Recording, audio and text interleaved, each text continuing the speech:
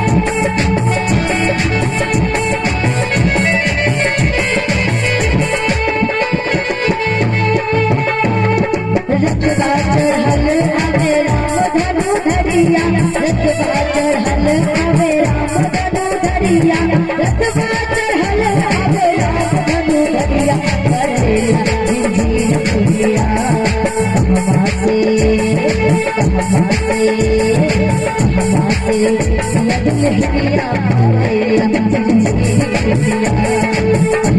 से यद लहरिया भरेला झिरझिरिया झिरझिर बोलिया हो झिरझिर बोलिया भरेला झिरझिरिया हमासे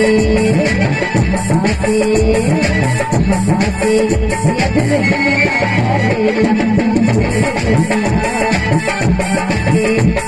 झिरझिरिया